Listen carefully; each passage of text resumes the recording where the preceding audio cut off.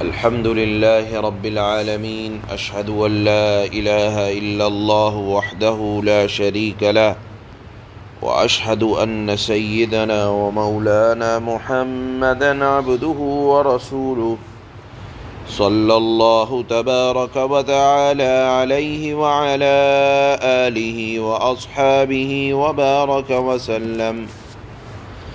أما بعد فأعوذ بالله من الشيطان الرجيم. بسم الله الرحمن الرحيم. ألم تر أن الله يولج الليل في النهار ويولج النهار في الليل وسخر الشمس والقمر كل يجري إلى أجل مسمى وأن الله بما تعملون خبير. ذلك بأن الله هو الحق وأن ما يدعون من دونه الباطل وأن الله هو العلي الكبير. ألم تر أن الفلك تجري في البحر بنعمة الله ليريكم من آياته إن في ذلك لآيات لكل صبار شكور. وإذا غشيهم موج كالظلل دعوا الله مخلصين له الدين فلما نجاهم إلى البر فمنهم مقتصد وما يجحد بآياتنا إلا كل ختار كفور.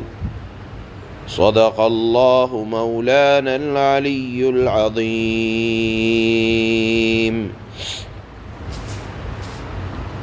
کل کی آیات کا آخری مضمون یہ تھا کہ اللہ کی قدرت، اللہ کی حکمت، اللہ کے کمالات کو اگر دنیا کے درختوں کو قلم بنا کر ان سے لکھا جائے اور روشنائی میں 7 سمندر کہ پانی کو استعمال کیا جائے، تو اللہ نے فرمایا تھا کہ اللہ کی توحید کی باتیں، اللہ کی تعریف کے الفاظ باقی رہ جائیں گے اور یہ چیزیں خود ختم ہو جائیں گی. یہ اس وجہ سے فرمایا تھا کہ اللہ کی ذات یہ لامحدود ہے اور دنیا کا دائرہ ایک محدود دائرے کے اندر آتی ہے. اس کو اگر سمجھنا ہو تو اس طرح سے بھی سمجھیں کہ ہمیں اللہ کے بارے میں یہ اللہ کی ذات کا تصور ہمارے ذہنوں میں آ ہی نہیں سکتا.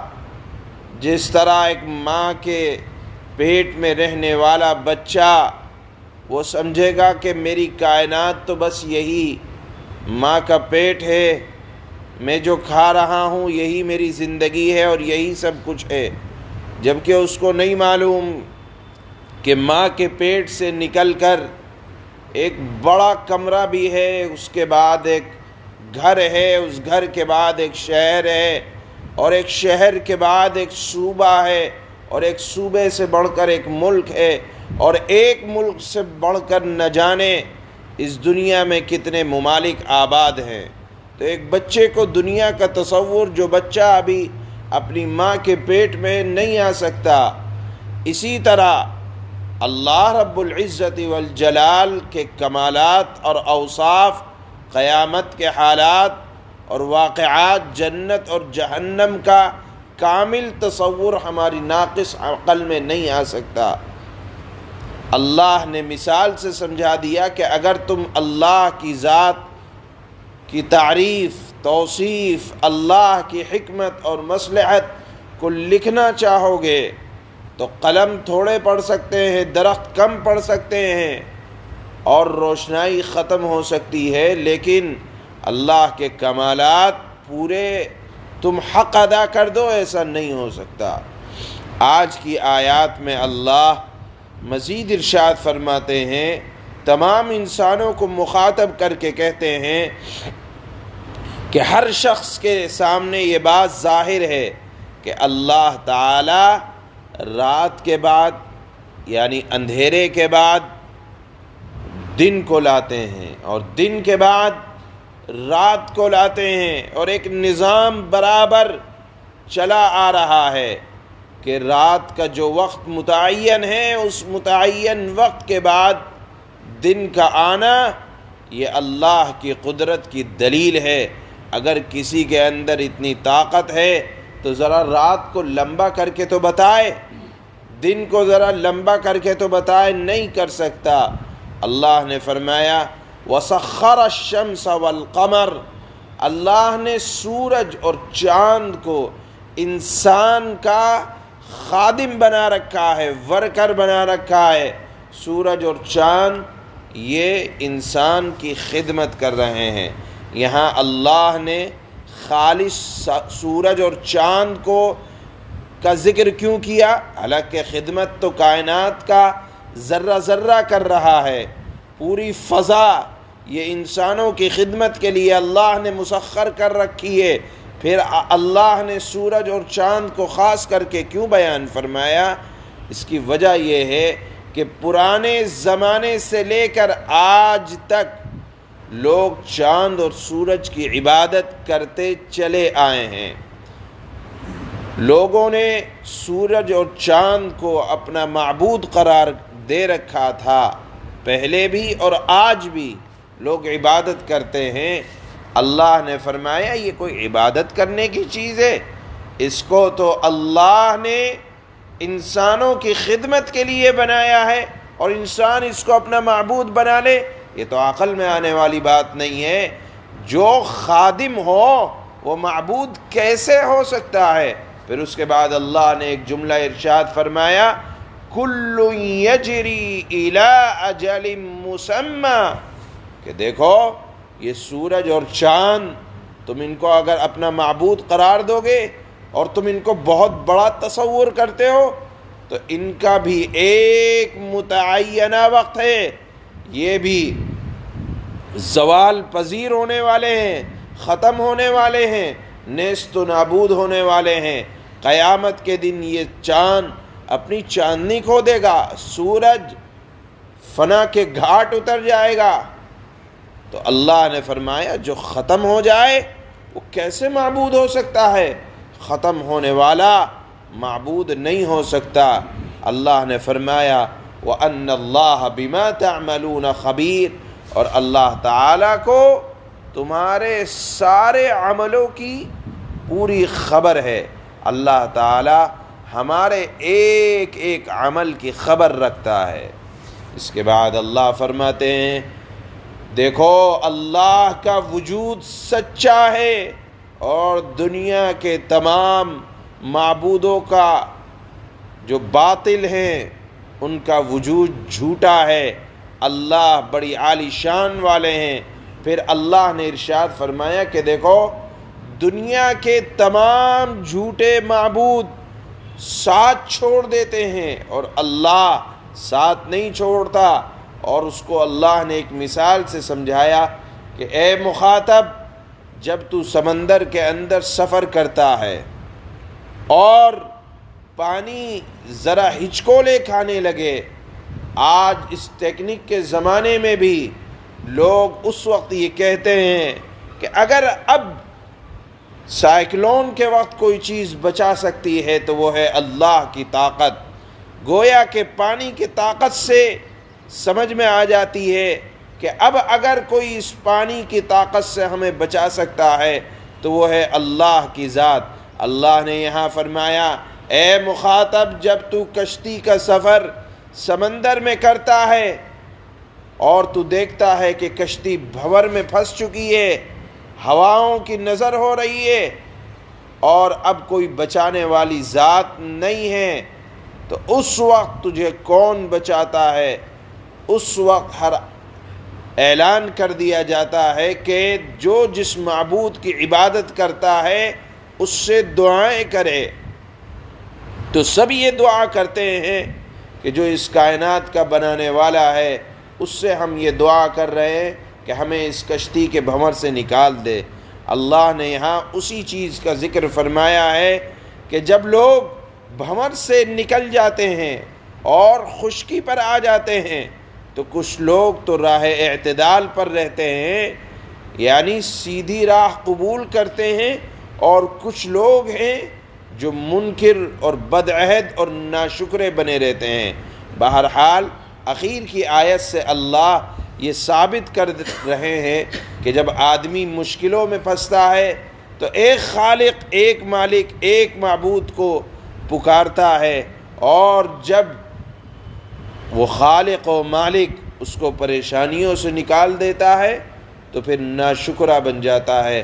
ایسا نہ ہونا چاہیے، اللہ کے شکر گزار بندے بن کر رہنا چاہیے، خوشی میں بھی، تنگی میں بھی، جب اللہ نے نوازا تب بھی، اور جب اللہ نے لے لیا تب بھی، ہر حال میں اللہ کا بندہ بن کر رہنا چاہیے۔ یہ اخیر کی آیتوں کا سبق ہے۔ اللہ نے آج کی شروع کی آیات میں توحید کو اور اپنے خالق و مالک ہونے کو بیان فرمایا ہے۔ اللہ فرماتے ہیں أَلَمْ تَرَ أَنَّ اللَّهَ يُولِجُ اللَّيْلَ فِي النَّهَارِ وَيُولِجُ النَّهَارَ فِي اللَّيْلِ وَسَخَّرَ الشَّمْسَ وَالْقَمَرَ كُلٌّ يَجْرِي إِلَى أَجَلٍ مُّسَمًّى وَأَنَّ اللَّهَ بِمَا تَعْمَلُونَ خَبِيرٌ۔ اے مخاطب، کیا تم نے نہیں دیکھا کہ اللہ رات کو دن میں داخل کر دیتا ہے؟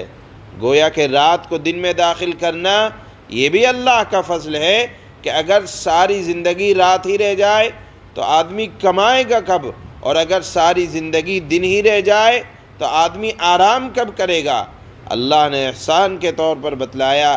نہیں دیکھتے کہ اللہ رات کو دن میں داخل کرتا ہے اور دن کو رات میں داخل کر دیتا ہے، اور اس نے سورج چاند کو کام میں لگا رکھا ہے، یعنی یہ خدمت میں لگے ہوئے ہیں۔ جو خادم ہو وہ معبود کیسے ہوتا ہے؟ اللہ نے فرمایا کہ ہر ایک کسی متعین وقت تک رواں دواں ہے، یعنی سورج اور چاند اور کائنات کی ہر چیز ایک متعین وقت تک انسان کی خدمت کر رہی ہے، اور ایک وقت آئے گا کہ زوال آ جائے گا۔ اور اے مخاطب، کیا تمہیں یہ معلوم نہیں کہ اللہ پوری طرح باخبر ہے کہ تم کیا کیا کرتے ہو؟ ذَلِكَ بِأَنَّ اللَّهَ هُوَ الْحَقُّ وَأَنَّ مَا يَدْعُونَ مِن دُونِهِ الْبَاطِلُ وَأَنَّ اللَّهَ هُوَ الْعَلِيُّ الْكَبِيرُ۔ یہ سب کچھ اس لیے ہے کہ اللہ ہی کا وجود سچا ہے، اور اللہ کے سوا جن معبودوں کو یہ مشرک پکارتے ہیں وہ بے بنیاد ہیں، اور اللہ ہی وہ ہے جس کی بہت اونچی شان ہے، اور اللہ ہی وہ ہے جس کی ذات بہت بڑی ہے۔ أَلَمْ تَرَ أَنَّ الْفُلْكَ تَجْرِي فِي الْبَحْرِ بِنِعْمَةِ اللَّهِ لِيُرِيَكُم مِّنْ آيَاتِهِ إِنَّ فِي ذَلِكَ لَآيَاتٍ لِكُلِّ صَبَّارٍ شَكُورٍ۔ اے مخاطب، کیا تم نے نہیں دیکھا کہ کشتیاں سمندر میں اللہ کی مہربانی سے چلتی ہیں تاکہ وہ تمہیں یعنی اللہ اپنی کچھ نشانیاں دکھائے؟ یقیناً اس میں ہر اس شخص کے لیے بہت سی نشانیاں ہیں، یعنی کشتی کے سفر میں بہت سی نشانیاں ہیں جو صبر کا پکا اعلیٰ درجے کا شکر گزار ہو۔ وَإِذَا غَشِيَهُم مَّوْجٌ كَالظُّلَلِ دَعْوُوا اللَّهَ مُخْلِصِينَ لَهُ الدِّينَ فَلَمَّا نَجَّاهُمْ إِلَى الْبَرِّ فَمِنْهُم مُّقْتَصِدٌ وَمَا يَجْحَدُ بِآيَاتِنَا إِلَّا كُلُّ خَتَّارٍ كَفُورٍ۔ اور جب موجیں، سمندر کی موجیں صاحبانوں کی طرح کشتی والوں پر چڑھ آتی ہیں تو وہ اللہ کو اس طرح پکارتے ہیں کہ اس وقت ان کا اعتقاد خالص اللہ پر ہوتا ہے۔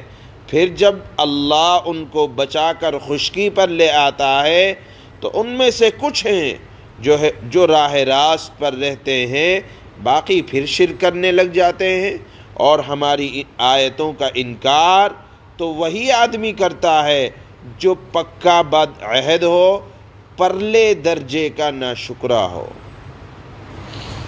سبحان اللہ۔